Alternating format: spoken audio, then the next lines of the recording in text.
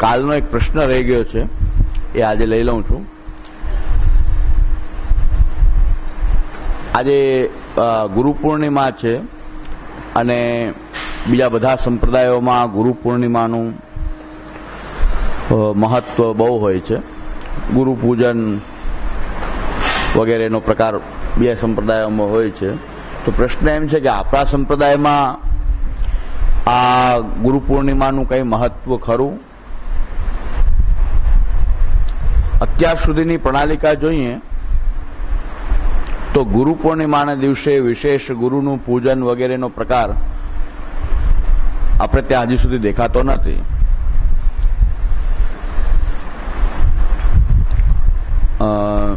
પણ થોડોક વિચાર કરીએ કે આપણે ત્યાં ગુરુનું સ્થાન કઈ પ્રકારનું છે અને બીજા લોકો જે ગુરુ પૂજન કરે છે વગેરે કે આપણે ત્યાં એ પ્રકાર કોઈ પરંપરામાં ક્યાંય દેખાતો નથી. આપણી ટિપ્પણીમાં પણ ક્યાંય એવું લખેલું આવતું નથી ગુરુ પૂર્ણિમાનો ઉત્સવ કે એવું કંઈ. પણ આપણે એક ઉત્સવ મનાવીએ છીએ આજના દિવસે, એ વ્રજની કોઈ પરંપરાનો ઉત્સવ મનાવીએ છીએ. તો આજનો ઉત્સવ આપણે ત્યાં પરંપરાથી ભગવત સેવાના પ્રકારમાં કચોરી પૂનમનો ઉત્સવ કહેવાય છે. આજે ઠાકોરજી કચોરી અરોગે છે સામગ્રીમાં, એટલે આપણે ત્યાં ગુરુ પૂર્ણિમા બોલવાને બદલે પહેલેથી કચોરી પૂનમ આપણે ત્યાં બોલાય છે. અને ચાતુર્માસ એકાદશીના નિયમ ગ્રહણ ચાતુર્માસના જે થાય છે એ ન થયા હોય તો એ પૂર્ણિમાથી પણ ગ્રહણ કરાય છે. પણ આપણે ત્યાં ચાતુર્માસનું પણ એવું કોઈ નિયમ ગ્રહણનું કોઈ વિશેષ મહત્વ છે નહીં, લાગતું નથી મારા ખ્યાલે. કારણ કે આપણે ત્યાં ભગવત સેવા, ભગવત કથા જે આપણે કરીએ છીએ એ નિત્ય આપણે કરતા રહીએ છીએ.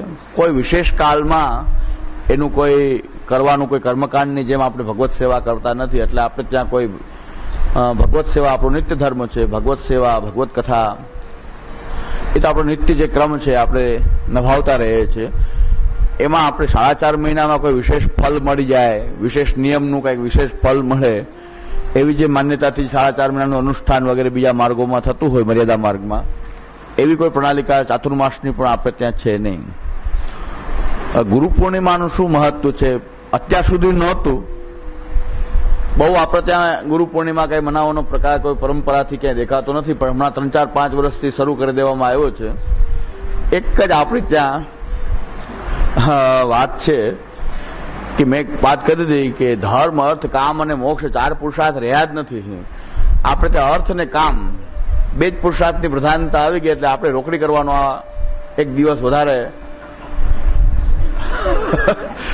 એ રોકડી કરવાનો એક વધારાનો દિવસ બનાવીને બધા સવારથી પગ લંબાવીને બેસી જાય.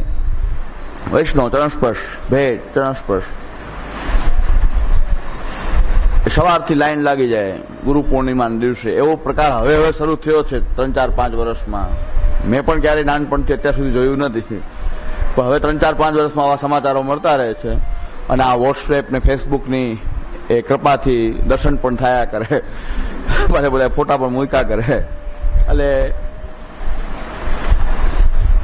હું તો એ પણ નિયમિત જોતો નથી વોટ્સએપ કે ફેસબુક પર. મને બહુ બતાવી જાય આ એવું છે, આ ચિત્ર એવું, ઘણા સામેથી બતાવી જાય તો જોઈ લઉં, એટલે દર્શન થઈ જાય.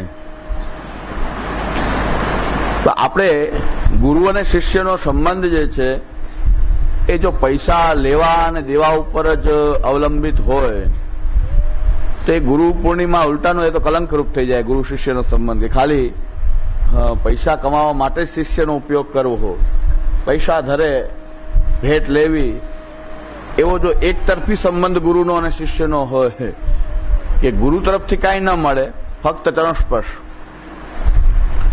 અને શિષ્ય એને ભેટ કરે, તો ભેટ લેવા પૂરતું જ જો ગુરુ પૂર્ણિમા મનાવવામાં આવતી હોય તો એ ગુરુ શિષ્યના સંબંધ માટે કલંકરૂપ છે. ઉત્સવરૂપ નહીં પણ એ કલંકરૂપ થઈ જશે. ખાલી ભેટ લેવા માટે વધારાનો એક દિવસ આપણે જો નક્કી કરી લઈએ તો ગુરુ અને શિષ્યનો સંબંધ કલંકિત થાય છે. તો વૈદિક કાળથી ગુરુનું મહત્વ રહેલું છે.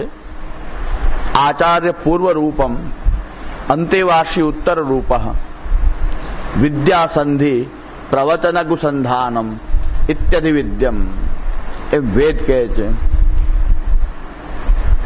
કે આચાર્ય પૂર્વ રૂપ છે, અંતેવાસી ઉત્તર રૂપ, વિદ્યા સંધિ આ ગુરુ અને શિષ્યને જોડતી જો કડી હોય, આપણે ગુરુ અને શિષ્ય બની જઈએ છીએ પણ કડીથી જોડાવવું તો જોઈએ. એ જોડતી કડી છે વિદ્યા. વિદ્યા સંધિ, ગુરુની આવશ્યકતા શા માટે? વિદ્યા સંધિ. પ્રવચન ગુસંધાનમ, એનું જોડાણ કેવી રીતે છે? વિદ્યાને કારણે ગુરુ અને શિષ્ય બને છે, તો વિદ્યાને કારણે બને છે. આ વેદ કહે છે. વેદ એમ કહે છે કે ગુરુ અને શિષ્ય, શા માટે ગુરુ શિષ્ય છે? કે એની જોડતી કડી છે વિદ્યા માટે. વિદ્યાના આદાન પ્રદાન માટે ગુરુ અને શિષ્યના સંબંધથી જોડાય છે. આ વિદ્યા, અને એનું જોડાણ કેવું છે? એને શું જોડે છે બેને? તો કે વિદ્યા. એ જોડાણ કેવું હોવું જોઈએ? કઈ પ્રકારથી જોડાવવું જોઈએ? એનું જોડાણ કેવું હોવું જોઈએ? તો કહે છે પ્રવચન ગુસંધાનમ. જે ગુરુએ વિદ્યા અર્જિત કરી છે એ પ્રવચનના માધ્યમથી શિષ્યને એ વિદ્યાનું દાન કરે. આ આખી ગુરુ અને શિષ્યમાં હવે વિદ્યા સંધિ ન હોય તો ગુરુ શિષ્ય રહ્યા ક્યાં? બે છૂટા પડી ગયા. વિદ્યા સંધિ ગુરુ ને શિષ્ય શું કામ બન્યા? વિદ્યારૂપ સંધિ ન હોય તો છૂટા પડી ગયા બે. હવે ગુરુ અને શિષ્ય રહ્યા ક્યાં? વિદ્યા સંધિ પ્રવચન ગુસંધાનમ ઇત્યાદિ વિદ્યમ, અવેદ કહે છે. તો આપણે આજ ભૂલી ગયા કે જોડાવાનું વિદ્યાથી છે, જોડાણ એનું પ્રવચન છે. એ ન હોય તો હવે ગુરુ શિષ્ય રહ્યા ક્યાં? તો ગુરુ શિષ્ય તો રહ્યા નહીં હવે. પણ જેમ સંસ્કૃતમાં એક કહેવત છે, ઉભાવપી અશ્રુત ગ્રંથૌ ઉભાવપી જડાત્મકૌ અહો મોહસ્ય મહાત્મ્ય એકસ્ય શિષ્યતામ ગતા. કોઈના ગાળ દેવું લાગે જરાય? કોઈના ગાળ દેવું લાગે કોઈને? કે ઓહો. હા, જુનાગઢમાં એક મહારાષ્ટ્રીએ યજ્ઞ વગેરે કર્યો, પછી યજ્ઞ માટે પૈસા બધા ભેગા કરતા હતા, ત્યારે અમારા લોકો તરફથી પણ, હું તો અમે એક્ટિવ નથી સોશિયલ મીડિયામાં, પણ આપણે મટીરિયલ સપ્લાય કરી દઉં કે જે લોકો બધાના પૈસા ભેગા કરીને યજ્ઞ કરે એ બ્રાહ્મણ નથી પણ ગ્રામ યાજક છે. બધાના પૈસા ભેગા કરીને યજ્ઞ કરે એ ગ્રામ યાજક છે. અને ગ્રામ યાજક જે છે મ્લેચ્છ તુલ્ય છે, અડીને પણ નવું પડે એવો બ્રાહ્મણ છે. યજ્ઞ માટે પૈસા ભેગા કરીને યજ્ઞ કરે તો મહાન બાલક કે બોલે કે મહાન બાલક યજ્ઞ. પણ યજ્ઞ કેવી રીતે કરવો જોઈએ? બધાના ભેગા કરીને કરે, એમાં પણ નિયમ છે કે પૈસા કદાચ લેવા પડે યજ્ઞ માટે તો જે ઉપવિત ધારી હોય એના જ પૈસા લઈ શકાય, અનુપવિતોનું દ્રવ્ય લઈ શકાય નહીં. લે તો એ ગ્રામ યાજક છે. મોટા ભાગે દ્રવ્ય આપો અનુપવિત જ હોય છે પાછા.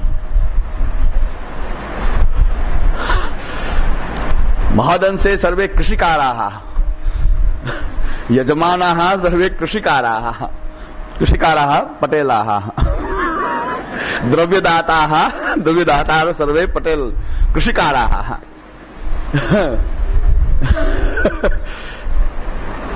તે દ્રવ્યમ યચ્છન્તિ અને બાલકાः યજ્ઞમ કુર્વન્તિ તથા સર્વે ગ્રામયાજકાः ભવન્તિ. તે સર્વે ગ્રામયાજકાः ન તો બ્રાહ્મણાः. તે બ્રાહ્મણાः ન સન્તિ. તે સર્વે ગ્રામયાજકાः. ગ્રામયાજકાः જગન્ય બ્રાહ્મણાः ઉપેક્ષિતાः. તો જગન્ય બ્રાહ્મણાः સર્વે ઉપેક્ષિતાઃ, ઉપેક્ષા કરવા જેવા લોકો હોય છે. સંભાષણ યોગ્ય આપી ન ભવંતી. તે સંભાષણ યોગ્ય આપી ન ભવંતી. એ સંભાષણ યોગ્ય પણ નથી, એની સાથે વાત પણ ના કરવી જોઈએ. ગ્રામ યાજકો, દેવલકો એ બ્રાહ્મણોથી ચ્યુત થયેલા લોકો છે. દેવલકો, ગ્રામ યાજકો. ત્યાં એ લોકોએ સામેથી કેવડાવ્યું કે શાસ્ત્રાર્થ કરો. અમે શાસ્ત્રાર્થથી સિદ્ધ કરી દઈએ કે ગ્રામ યાજક કેવી રીતે? અમે કોઈ ગ્રામ યાજક નથી. અમે તો એમ કહીએ છીએ કે જે રીતે દ્રવ્ય એકત્ર કરીને કોઈ યજ્ઞ કરે તો એ ગ્રામ યાજક છે, તમને કહેતા નથી. તો એને ફરમાન આપ્યું કે તો શાસ્ત્રાર્થ કરો. તો મેં કીધું કેટલીક શાસ્ત્રમાં એની કમાન્ડ છે જોઈએ. તો મેં આ શ્લોક મોકલાયો હું. ઉભાવપી અશુદ્ધ ગંધો ઉભાવપી જડાત્મકો અહો મોહસ્ય મહાત્મ્ય એકસ્ય શિષ્યતામ ગતા. મેં આ શ્લોક હવે તો ગાળ જ છે. એટલે આપણે ચેક કર્યું કે શાસ્ત્રમાં કેવી પકડ. તો સામે મહારાષ્ટ્રી કહેવાયું કે ક્યાં ગ્રંથમાંથી ક્યાં શાસ્ત્રનું આ વિધાન છે. મેં કીધું આ ગાળ છે તો સમજો, તું શું શાસ્ત્રાર્થ કરો છો? આ કઈ શાસ્ત્રમાં લખેલી છે ગાળ? આ કઈ શાસ્ત્રની વસ્તુ જ નથી. શાસ્ત્ર શરૂ જ નથી થયો. શાસ્ત્ર તો હજી શરૂ નથી થયો. એની પેલા તમે તો સમજતા જ નથી. આ વાક્ય સમજાય નહીં તો શાસ્ત્રાર્થ શું કરવો? તો તેની માટે શાસ્ત્રાર્થ દેવા જરૂર નથી. ખબર પડી કે તમારું લેવલ કેટલું છે. તમે કે આ શું છે, આ શું છે, કમસે કમ અર્થ તો કરો. ઉભાવપી અશુદ્ધ ગંધો ઉભાવપી જડાત્મકો અહો મોહસ્ય મહાત્મ્ય એકસ્ય શિષ્યતામ ગતા. ઘણા કે મહાપ્રભુજી કઈ એવી ભાષા પ્રયોગ કરી નથી, ગુસાઈજી નથી કરીને, આપ આવી શું કામ ભાષા પ્રયોગ કરો છો? ખરાબ ભાષા. તમને સંસ્કૃત આવડતું નથી. તમે સંસ્કૃત આવડતું નથી. સંસ્કૃત જાણો તો ખબર પડે કેવી ભાષા વાપરી છે, કેવા પ્રહાર કર્યા છે.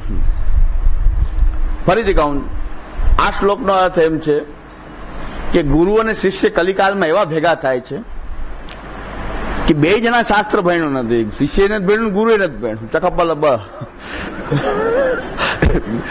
બધા ચોખાપાલી બે, એની બધા ચકાપાલા બા છે. સર્વે ચોખાપાલા બા.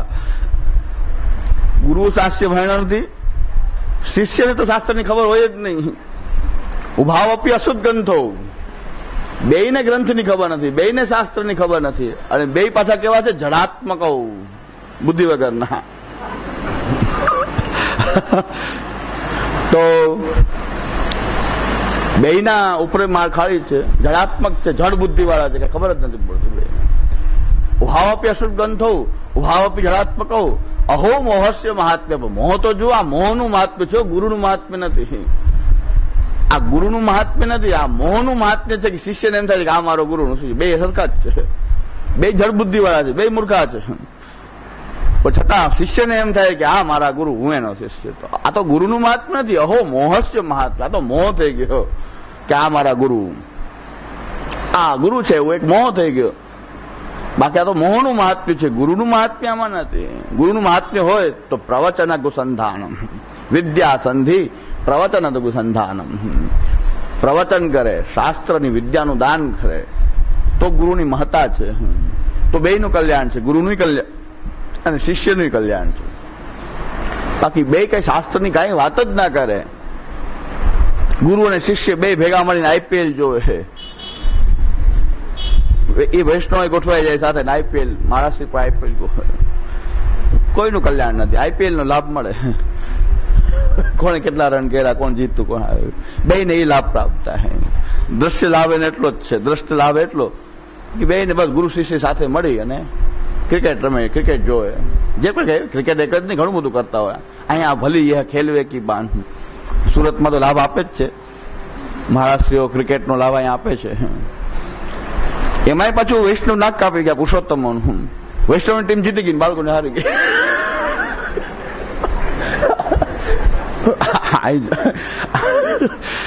એમાં એમ સાંભળ્યું કાન ને દોસ્ત કે પુરુષોત્તમ હારી ગયા અને વૈષ્ણવ જીતી ગયા. ભલી ખેલવે કી બાન. એટલે અહો મોહસ્ય મહાત્મ્ય છે ને આ તો. આ શિષ્ય અને ગુરુ બે જડાત્મક, બે શાસ્ત્ર ભણેલા નહીં. અહો મોહસ્ય મહાત્મ્ય એક શિષ્યતામ ગતા. એક શિષ્ય થઈ જાય, એક ગુરુ થઈ જાય. પણ મહાત્મ્ય ગુરુનું ક્યારે છે? વિદ્યાનું દાન કરે, વિદ્યાનું દાન કરે, પ્રવચન કરે. અને પ્રવચનમાં એ ભણેલી જે વિદ્યા જે છે, ખૂબ સ્વાધ્યાય કરીને પ્રવચન, નહીં તો પ્રવંચન. પ્રવચન એક મીંડું લાગી જાય ઉપર તો પ્રવંચન. વંચન એટલે છેતરપિંડી. એ છેતરપિંડી થાય. જો સ્વાધ્યાય કર્યા વગર, ગ્રંથોનું અધ્યયન કર્યા વગર પ્રવચન કરવા માંડે તો પ્રવંચન થાય. જુનાગઢમાં એક બહુ મોટો કાર્યક્રમ હતો અને 5 દિવસનો કાર્યક્રમ હતો. 5 લાખ વૈષ્ણવ એકત્ર થવાના હતા, પણ થયા 500. પણ હવે એ મહારાષ્ટ્રી કે જુનાગઢ સિવાય બધે જવું પણ અહીં નહીં, મારું નાક કપાઈ ગયું. બાકી એ મારા શ્રી એવા કે ગમે જ્યાં જાય 10, 20, 50,000 માણસ ભેગા કરી શકે. જુનાગઢમાં કેમ ફ્લોપ થયા ભગવાન જાણે. પણ એમાં લખ્યું હતું પત્રિકામાં કે સમૂહમાં બ્રહ્મ સંબંધ આપશે, સમૂહમાં મલા પિરામણી કરાવશે અને રોજ બપોરે 3 થી 5 સુધી કે 3 થી 6 પ્રવંચન કરશે. પત્રિકા જોઈએ તો પત્રિકા જોઈ લેજો, વંચન લખેલું છે. આ એકદમ પ્રમાણિક લોકો છે કે 3 કલાક રોજ છેતરપિંડી કરશે, તમે રોજ છેતરાવા આવશો. મારા શ્રી પ્રવંચન કરશે, 3 થી 6 રોજ પ્રવંચન કરશે. એટલે સ્વાધ્યાય વગરનું પ્રવચન તો પ્રવંચન છે. સ્વાધ્યાય કર્યા વગર, ગ્રંથનું અધ્યયન કર્યા વગર જો પ્રવચન કરે તો પાછું પ્રવંચન થઈ જાય. તો પછી ઓલા 7 શિંગાર વાળા બધા રાખવા પડે, 7 સાહિત્ય વાળા, ગોવિંદ બોલો, હરિ ગોપાલ બોલો. મટીરિયલ વચ્ચે પૂરું થઈ જાય, તૈયાર હોય થોડું ઘણું મટીરિયલ, અને એમ લાગે કે હવે ટાઈમ વધારે છે, મટીરિયલ પૂરું થઈ ગયું, તો ઓલા તૈયાર હોય, ગોવિંદ બોલો, હરિ ગોપાલ બોલો, બધા મજા આવી જાય. એક ધૂન પૂરી થાય, બીજી ધૂન વલ્લભ વિઠ્ઠલ ગિરધારી થી યમુનાજી કી બરહાર થી મેરે ગલે કો હાર શ્રી વલ્લભ કે ચરનાર બિંદ. એટલે ટાઈમ એડજસ્ટ થઈ જાય બધો.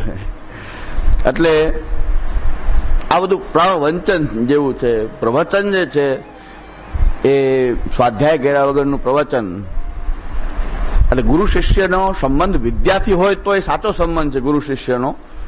બાકી ચમત્કારથી હોય, આશીર્વાદથી હોય, એ બધા સંબંધો સાચા ગુરુના શિષ્યના સંબંધ નથી. ચમત્કાર માટે ઘણા જતા કે મારા ગુરુ ચમત્કારી છે, કોઈ આશીર્વાદ માટે જતા હોય, આશીર્વાદ થઈ જાય, એનાથી કઈ લાભ થઈ જાય.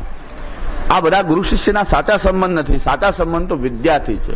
વિદ્યા એની સંધિ છે, પ્રવચન એનું જોડાણ છે. આ વેદે આવી ગરિમા આપી છે આ સંબંધની.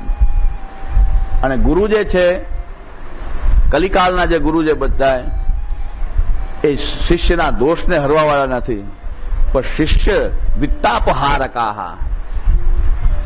કલિકાલના ગુરુ છે ખાલી શિષ્ય વિત્તાપહારકા. એ બધા તો શિષ્યનું વિત્તને ખાલી હરવા વાળા છે, દોષને હરવા વાળા નહીં, અજ્ઞાનને હરવા વાળા નહીં. અજ્ઞાન તિમિરાન દશ્ય જ્ઞાનાંજન શલાખયા ચક્ષુરુન્મીલિતમ યેન તસ્મૈ શ્રી ગુરુવે નમઃ. અજ્ઞાનને દૂર કરે અને જ્ઞાનના અંજનથી અજ્ઞાનને દૂર કરે, એ સાચા ગુરુ છે.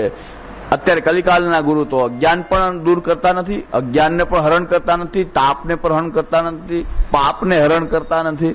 ફક્ત શિષ્ય વિત્તાપહારકા, શિષ્યના વિત્તને હરવા વાળા છે. બસ લાવો પૈસા, લાવો પૈસા, લાવો. આ શિષ્ય ગુરુની ગરિમા નથી. અને શિષ્ય જે છે એનો કઈ ઉદ્ધાર થવાનો નથી આવા ગુરુને પકડવાથી. તો અને મહાપ્રભુજી કેટલા આ વિશે શ્રી મહાપ્રભુજી જો આપણને અંધારામાં રાખવા માંગતા હોત તો મહાપ્રભુજી પોતે સ્પષ્ટતા ન કરત કે ભાઈ વલ્લભ કુલમાં મારા બાળકો જન્મે એટલે બધા વલ્લભ જ જન્મે છે, એવું મહાપ્રભુજી કઈ કીધું નથી ક્યાંય પણ. અને કાલે હરિરાયજી માટે કોઈ કહેતા હોય કે વલ્લભ કે વંશ સબહી વલ્લભ રૂપ છોટે બડે ન જાણીએ સબહી અગ્નિ સ્વરૂપ. એ હરિરાયજી જો કીધું છે તો હરિરાયજી આખું દુસંગ વિજ્ઞાન પણ કીધું છે. એની બેની સંગતિ કરવી જોઈએ કે હરિરાયજી જયારે આ વાત કહી રહ્યા છે તો હરિરાયજી દુસંગ વિજ્ઞાનમાં પહેલા એમ કહી રહ્યા છે કે ગુરુના લક્ષણને ચેક કરો. એમાં વંચક ખાલી વૈષ્ણવ દેવું જરૂરી નથી, કોઈ ભગવદી કે બાપા હોય એ જરૂરી નથી. વંચક તો વલ્લભ કુલમાં પણ હોઈ શકે, હરિરાયજી સ્વીકાર કરે છે. તો બેની સંગતિ કરવી જોઈએ, બે વચનોની, ત્યારે કઈક અર્થને આવી શકે એમાંથી કે ભાઈ હરિરાયજીનું આ વચન કેમ માન્ય નથી, શિક્ષાપત્રમાં હરિરાયજી કહે છે એ કેમ માન્ય નથી. મહત એવમ નિશ્ચિત સર્વેશુ સ્વીયેશુ અન્યેષુ વાપુના મહત્કુલ પ્રસૂતેષુ કર્તવ્ય સંગ નિર્ણય. મહત્કુલ પ્રસૂતેષુ કર્તવ્ય સંગ નિર્ણય. મોટા કુલમાં જન્મેલા હોય તો પણ સંગ કરવા વિશે વિચાર કરવો. કેવી રીતે વિચાર કરવો કે કૃષ્ણમાં પ્રેમ કરાવે છે કે નહીં, એ સાત્વિક છે કે નહીં, કૃષ્ણમાં પ્રેમ કરાવે છે કે નહીં. એટલે એ બધા લક્ષણો જો હોય તો જ એને ગુરુ કરવા જોઈએ. તો આપણે ત્યાં ગુરુ વિશે થોડોક વિચાર એટલે કરવો છે કે શું આપણે ત્યાં ગુરુ વિશે વિચાર કરવામાં આવ્યો છે. આપણે ત્યાં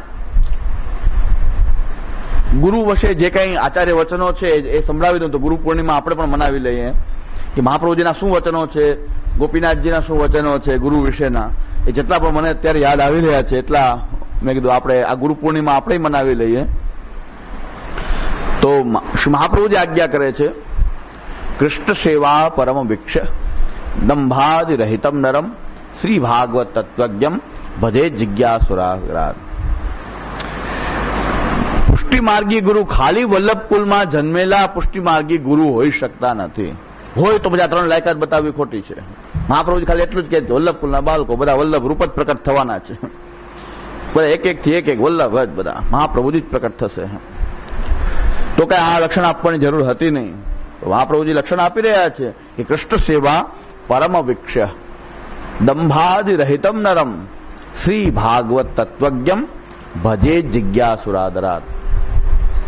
તો કૃષ્ણ સેવામાં પરાયણ પેલી લાયકાત, ભગવત સેવા પરાયણ ગુરુ. કૃષ્ણ સેવા પરાયણ હોવા જોઈએ ગુરુ, કારણ કે કૃષ્ણ સેવા નો ઉપદેશ પોતે કરે છે. હવે મહાપ્રભુજી પોતાના વચનને સમજાવે છે પ્રકાશમાં, પોતાના વચન સમજાવે કે યો હિ ગુરુ સેવામ ઉપદેક્ષ્યતિ સ્વયં ચેતતામ ઉત્તમામ ચાન્યાત કથમ સ્વયં ન કુર્યાત અત સેવા પરો એવ ગુરુ.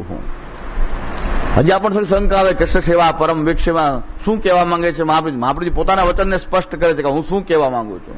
આ વચન મહાપ્રભુજીનું છે પ્રકાશમાં કે યો હિ ગુરુ સેવામ ઉપદેક્ષ્યતિ, જે ગુરુ સેવાનો ઉપદેશ કરે છે. વલ્લભકુલમાં ગુરુ બનવું પછી ઉપદેશ તો સેવા નથી કરવાનો ને, ગમે તે સેવા નથી કરતા એ બોલે છે તો એ જ ને ભગવત સેવા કરવી જોઈએ, એમ તો બોલે જ છે. એટલું સારું છે,